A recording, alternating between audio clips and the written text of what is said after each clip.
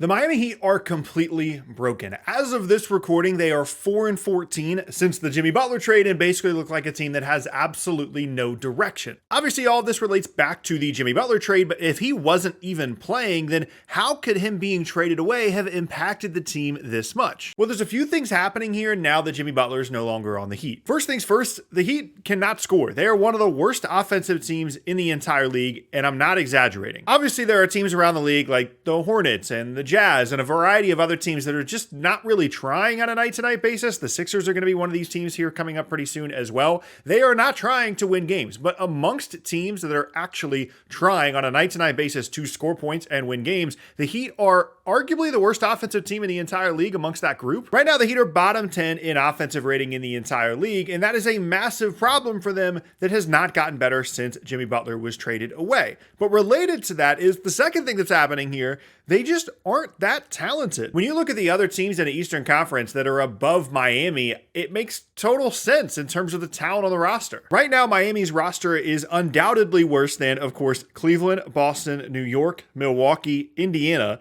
and then also probably worse than Detroit and the Hawks when healthy. And they kind of find themselves more in that Orlando, Chicago kind of area in terms of how good and how talented the roster actually is post Jimmy Butler trade. You've got Bam Adebayo, who has been a great development story for them, a really good two-way player, hasn't had a great season, generally speaking, is talented, but isn't someone you're going to build your team around.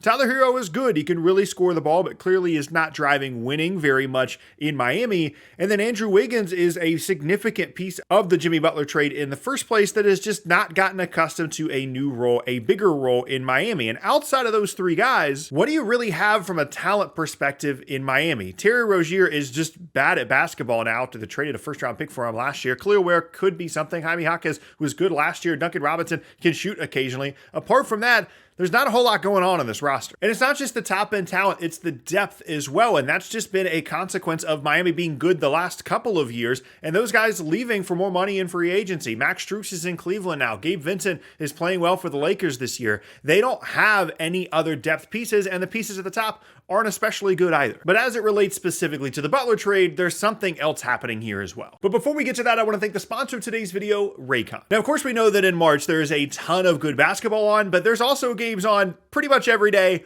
all times of the day, and you're going to need a good pair of earbuds in order to enjoy all those games, and that's where Raycon comes in. Raycon's everyday earbuds are a fantastic choice when it comes to getting high quality earbuds at an affordable price. If you're someone like me that struggles with background noise going on around you while you're trying to listen to something, their new model has noise cancellation, which is especially huge if you're someone that travels a lot, you're on flights a bunch, or you're just in an environment where you really need to focus. They have noise cancellation. And then on the other end of the spectrum, they also have awareness mode, which allows you to hear what you're listening to and things around you as well. But I will say, by far the biggest thing for me about Raycons is the durability. I live in Florida. It's super hot all the time. It's dusty outside. If you go for a walk in your neighborhood, you go for a run in your neighborhood, if you're outside at all, you're going to want that durability that the everyday earbuds provide. They're sweat and water resistant as well, which for me is absolutely huge. But if you're going to be watching a ton of basketball, you also want great battery life as well. They have 32 hours of battery life and a fast charging mode that gets 90 minutes of charge in just 10 minutes. They're also super easy to use. There's all kinds of different touch controls you can use to be able to control what you're listening to on the everyday earbuds themselves. You're getting all of these features at an affordable price as well. So if you're looking for high quality, high performance, affordable earbuds, check out Raycon's everyday earbuds. Click my link or go to buyraycon.com/sportinglogically to get 20% off the everyday earbuds. So make sure to check them out, and thank you again to Raycon for sponsoring this video. Now back to the Jimmy Butler trade and Miami. Obviously we know that they are missing Jimmy Butler, the player, the guy that he has been for them the last couple of seasons. Not the guy necessarily that he would have been for them this season because he didn't play a bunch, and in some of the games he did play, he wasn't all that great. That part is obvious. But the thing that isn't as obvious is the way that his absence has forced guys to play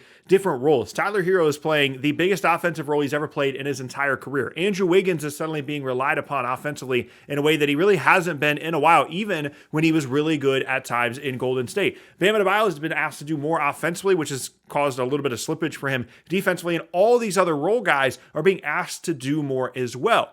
And so you're playing an outsized role. The chemistry of the team is all messed up in the middle of the season because your best player is basically quitting on the team, and all of that leads to a situation in Miami that is very, very dire. But that's not even the worst part for the Heat. It's not just that they don't have a ton of talent. It's not that they aren't that good relative to the rest of the conference. It's not just that they traded away Butler. It's not just that the void that Jimmy Butler leaves on your team and the expanded roles these guys have to play. It's the future for Miami, because we all know that teams aren't that concerned about them in the postseason should they make it to the postseason. But the real question is, and the real concern is, where do you go from here? They owe their 2025 first-round pick to Oklahoma City, lottery protected. They owe their 2027 first-round pick to Charlotte, lottery protected. Now, they do get the Warriors' first-round pick in 2025 as a result of the Jimmy Butler trade, and that pick is 100% going to convey. But outside of those options, where you have full control of your other picks apart from 2025 and 2027, and then you have that Warriors extra pick, how are you going to add talent? Because traditionally, the Heat have been a team and a franchise and an organization that has been focused on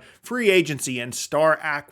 Jimmy Butler, although he wasn't a free agent that they acquired, they technically got him in a sign and trade. Their ability to attract him, a star, to their team changed everything about the future of their team. And if you look at where the Heat were prior to acquiring Jimmy Butler, their roster is a pretty similar spot to where they were prior to acquiring him that they are now. And if they don't find their next Jimmy Butler, their options are going to be limited because they're not bad enough to pick super highly in the draft lottery. They're typically not a lottery team in general. And unless you're getting some kind of crazy luck, it's not going to be a situation where you're going to be able to add top tier talent. The Heat have survived over the years by adding stars like Butler, but also developing guys like Bam Adebayo, Tyler Hero. These are mid first round picks. Duncan Robinson, Jaime Jaquez even is someone that wasn't super highly regarded at the time of the draft. They've been able to turn guys like that into real legit pieces for them.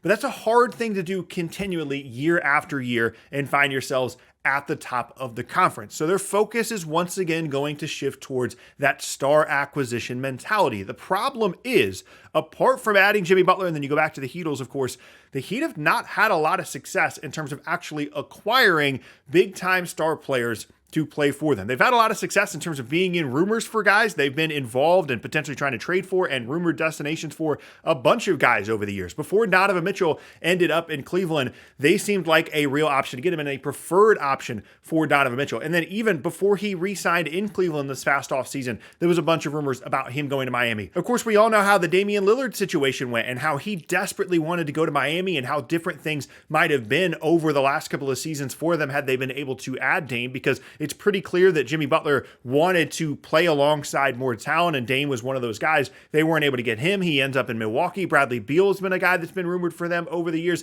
And then even some really, really high caliber players, of course, like Giannis and Luka. Rumors have always been there for Miami, but the one thing all those guys have in common I just listed is that they never actually ended up playing for the Heat. And if they don't have those kinds of star acquisitions, this organizational philosophy that they have where they develop mid-first round picks and add stars, it doesn't work unless you add the star. And right now they are a team without a star. But because everything is falling apart around the Heat right now, does that mean that the Jimmy Butler trade was a mistake?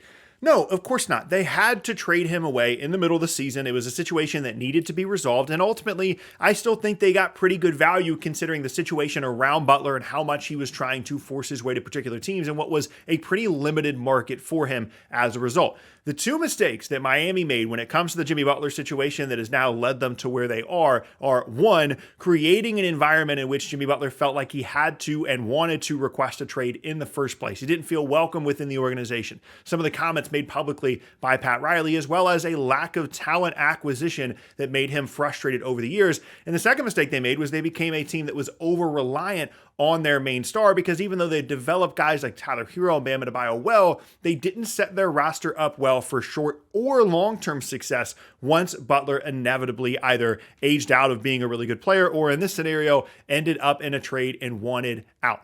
Actually trading away Jimmy Butler is not the thing that has ruined the Miami Heat, even though there is a clear line between Jimmy Butler being traded and them getting worse. But absolutely the circumstances around the trade and what the team has become and could be in the future are directly related to the Heat trading away Jimmy Butler.